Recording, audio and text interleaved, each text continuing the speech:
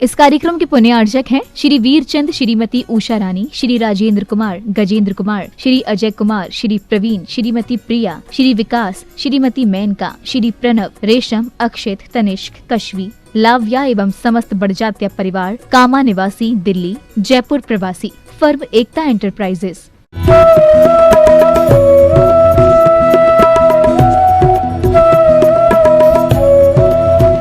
मंगलमय जीवन हो,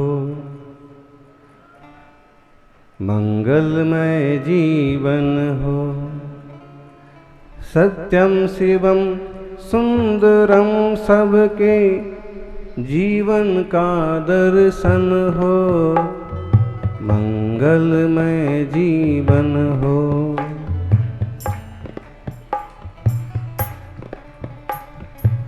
सत्यम शिवम सुंदरम सबके जीवन का दर्शन हो, मंगलमय जीवन हो।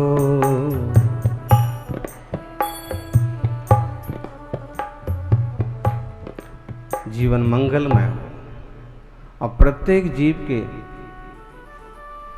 जीवन सत्यम शिवम सुंदरम का दर्शन हो। सत्य, शिव और सुंदर प्रकृति के अद्भुत शब्द हैं और ये वह संपत्ति है जिस संपत्ति को पाकर के भी हर एक व्यक्ति नहीं पाता। प्रत्येक द्रव्य का ये स्वभाव है, प्रत्येक वस्तु का ये स्वभाव है, सत्य, शिव और सुंदरता। लेकिन अगर आप अपनी तरफ भी देखें तो आज असत्य का पुतला बन गए हैं, असुंदरता का पुतला बन गए हैं और अशिव दुख का पुतला बन गए हैं। और उसका मूल कारण है वस्तु को वास्तविक दृष्टिकोण से नहीं देखा, नहीं जाना, नहीं समझा। सौभाग्यशालियों,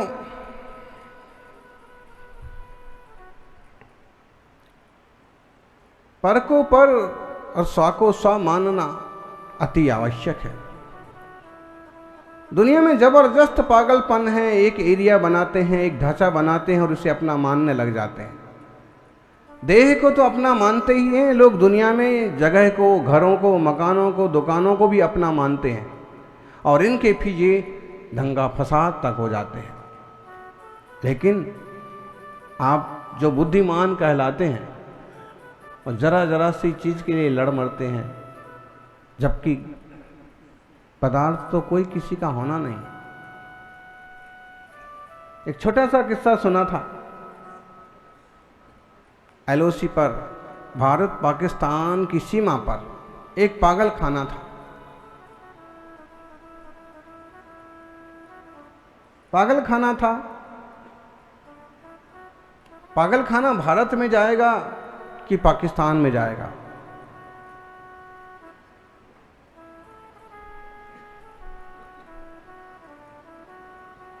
इस पर काफी चर्चा चल रही थी ऑफिसर्स में और फिर एक बार उन्होंने निश्चय किया कि ऐसा करते हैं, जो हिंदू पागल हैं उन्हें भारत में ले आते हैं और जो मुसलमान पागल हैं उन्हें पाकिस्तान में भेज देते हैं।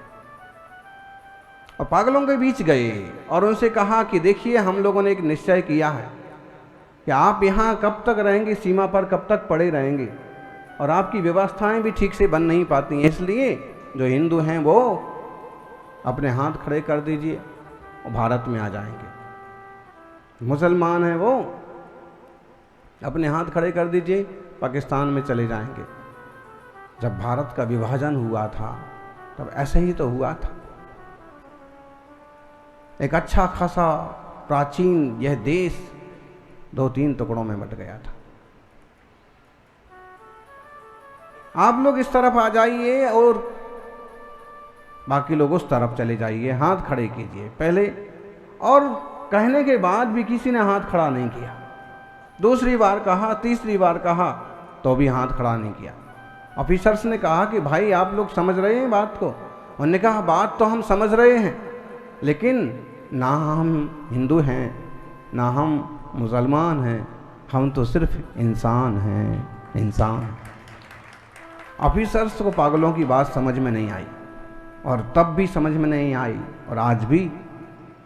महावीर स्वामी यही तो कह रहे हैं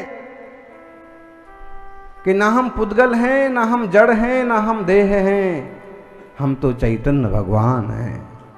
प्रत्येक जीव को देखिए, प्रत्येक जीव सबसे पहले चैतन्यमय जीव है, बाद में कुछ और है। लेकिन हम पुरानी चीजों को मिटाना नहीं चाहते हैं, छोड़ना नहीं चाहते हैं, तो नई चीजें कैसे उपलब्ध होंगी? आपके मंदिर की थोड़ी बात होगी, दूसरे लोगों की बात है। मंदिर पुराना गिराना है, नया बनाना है, सामान वही लगाना है, जगह वही रखना है, लेकिन जब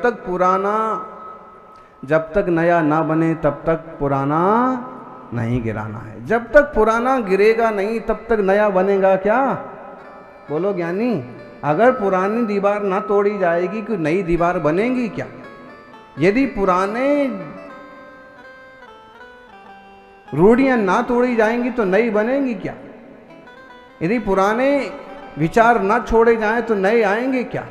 और देह में आत्मा पने की जो पुरानी मान्यता पड़ी हुई है, इसे ना छोड़ेंगे तो चेतन को चेतन मानने की मान्यता आएगी क्या? वही पुराने ढर्रे पर चलते रहेंगे, वही घर गृहस्थी, वही सामान, वही मकान दुकान, वही सब कुछ सवेरे। नया क्या होता है आपके जीवन में बताइए?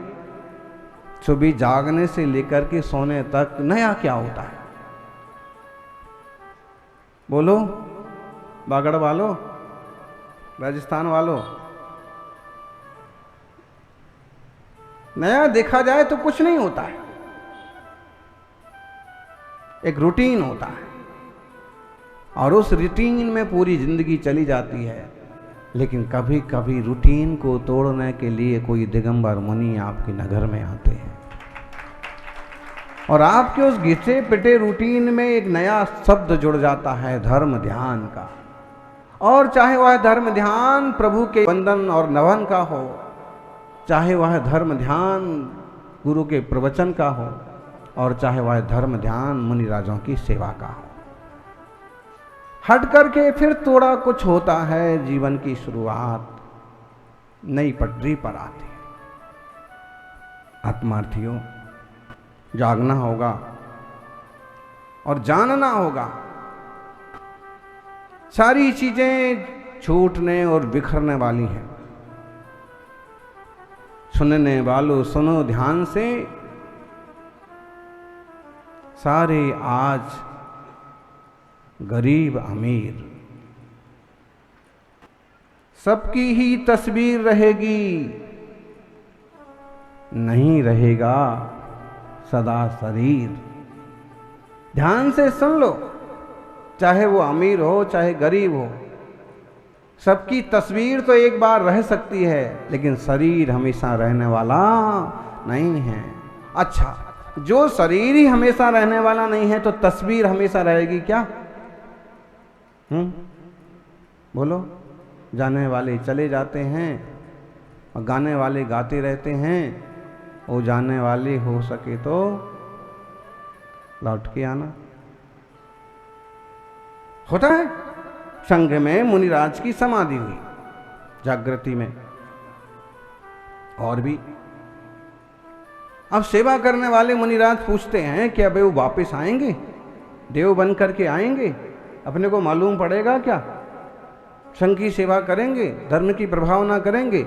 अब भले भी कहीं भी जाएं और देव बन जाएं, लेकिन आपके सामने प्रत्यक्ष होने का कोई चांस नहीं है। पर्याय बदल गई, सब कुछ बदल गया, और तुम जितने बिजी हो उससे ज्यादा बिजी हैं देवता लोग। काम कुछ नहीं है, यहां भी ऐसे लोग बहुत मिलेंगे आपको, काम कुछ नहीं है फिर भी बिजी हैं। तो वे लोग ही ज्यादा बिजी होते हैं जिनके पास कोई काम नहीं होता है। जिनके पास काम होता है वे तो कहीं ना कहीं रास्ता निकाल के हर चीज को संभालते जाते हैं, करते जाते हैं। यानी खूब बिजी रहना, लेकिन धर्म ध्यान के लिए वक्त जरूर निकाल लिया करना।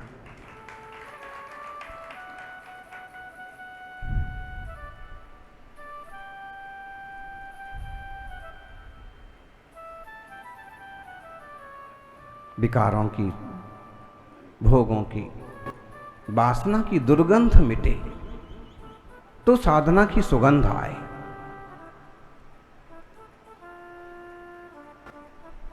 किसी किसी को आदत पड़ जाती है, मछलियों के जाल में बीच में रहने वाले मछुआरे को बिना उस दुर्गंध की नींद नहीं आती।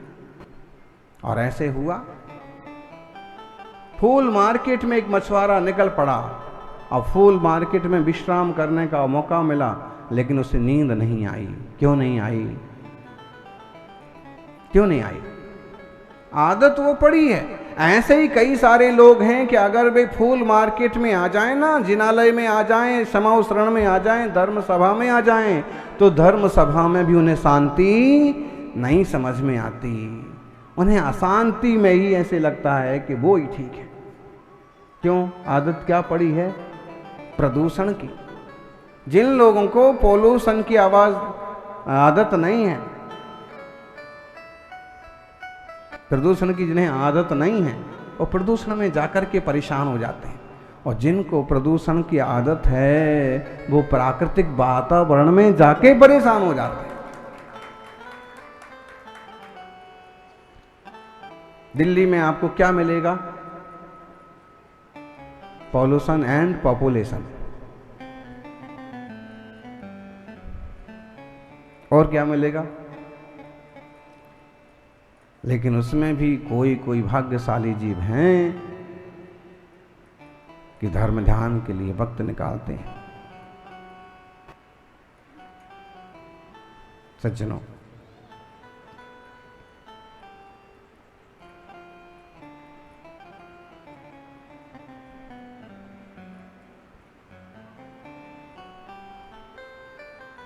जीवन में एक तो निश्चय होना ही चाहिए।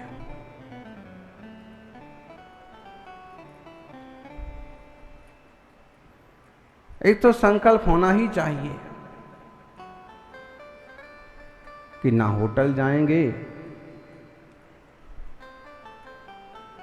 ना कहीं घूमने जाएंगे, जब भी मौका मिलेगा धर्म ध्यान में बिताएंगे। और जरूरी है, जीवन जितना सादा होगा तनाव उतना आधा होगा, और जीवन जितना उलझनों भरा होगा तनाव उतना ज्यादा होगा। समय सार सिखाता है, जीवन सादा जियो, तुम जो हो वैसे बन के जियो, नकली जीवन मत जियो। और आज तो और भेद विज्ञान सिखाने वाले हैं। अभी तो सिर्फ एक कहा था, अरस मरूब मगंधम अब्बतम चेड़ा गुण मसद्दम जान मलिंग गहड़म जीवम निदिठ संठानम। 49 नंबर की गाथा में एक साथ ये कह दिया कि जीव न रस वाला है, न गंध वाला है, न वर्ण वाला है, न रूप वाला है, ना किसी इंद्रिय के द्वारा ग्रहण करने के योग्य है, और ना किसी एक सुनिश्चित संस्थान वाला है। जीव तो ज्ञान घन चैतन्य आत्मा है। ऐसा चिंतन कौन कौन करता है आप में? कभी ऐसा चिंतन करते हैं आप? क्यों नहीं करते? हम जो हैं उसी का चिंतन क्यों नहीं करते? ये गाथा बहुत सुंदर है। 5 परमागम में ये गाथा आई है। समय सार जी में 49 नंबर पर, प्रवचन सार में 172 नंबर पर, पंचास्तिकाय में 126 नंबर पर, भाव पहाड़ में पंच परमागम भाव पहाड़। और इसके बाद कौन सा आया?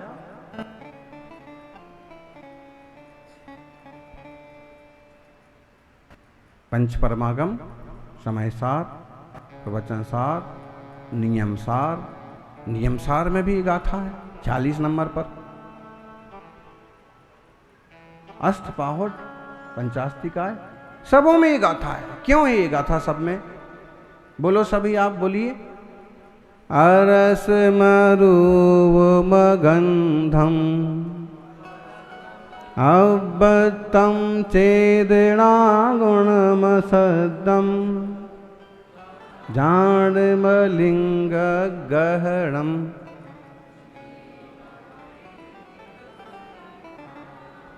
ये अनिवार्य है। इसके बिना आत्मा की सिद्धि का, जीव की सिद्धि का कोई मार्ग नहीं है। ये जीव का स्वरूप है। ये सबको दिखाना सिखाना जरूरी था। इसलिए आचार्य देव ने 5 परमागमों में इस गाथा को डाला। ये हमारा सबका आपका स्वरूप है। अपन तो पहचान करते हैं, वो बनाते ना बायोडाटा, क्या लिखेंगे? लंबाई 5 फुट 2 इंच, रंग सांवला, क्या लिखेंगे? सांवला भी हो गए तो लिखेंगे गेरुआ, हाँ गेहूं। अच्छा, और थोड़ा गेहूं हुआ तो लिखेंगे तो गोरा, और गोरा हुआ तो क्या लिखेंगे? फेयर। जैसे लिखेंगे ना, थोड़ा सा बढ़ा के थोड़ा अच्छा लगने की कोशिश करेंगे तो रंग कैसा लगा। फिर आजकल तो बहुत सारी चीजें उसमें जुड़ गई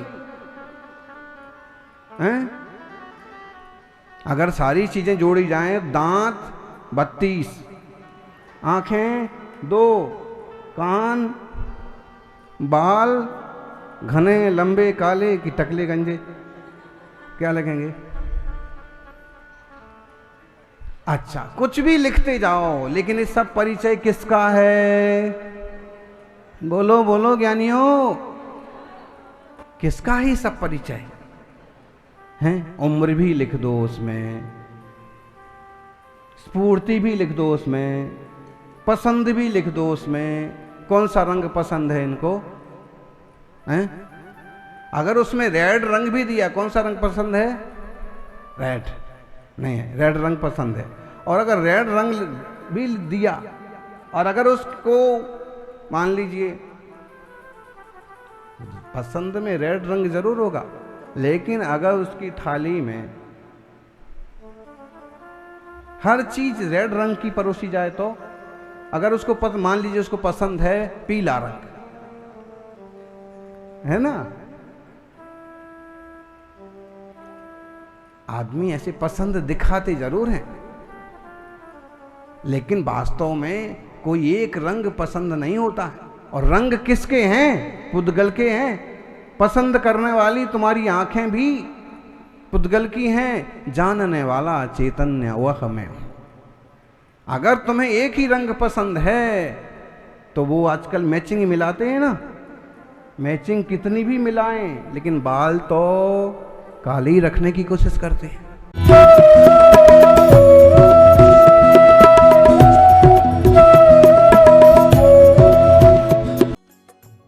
इस कार्यक्रम के पुण्यार्चक थे श्री वीरचंद, श्रीमती उषा रानी, श्री राजेंद्र कुमार, गजेंद्र कुमार, श्री अजय कुमार, श्री प्रवीण, श्रीमती प्रिया, श्री विकास, श्रीमती मेनका, श्री प्रणव, रेशम, अक्षित, तनिष्क, कश्वी, लाव्या एवं समस्त बड़जात्या परिवार, कामा निवासी, दिल्ली, जयपुर प्रवासी, फर्म एकता एंटरप्राइजेस।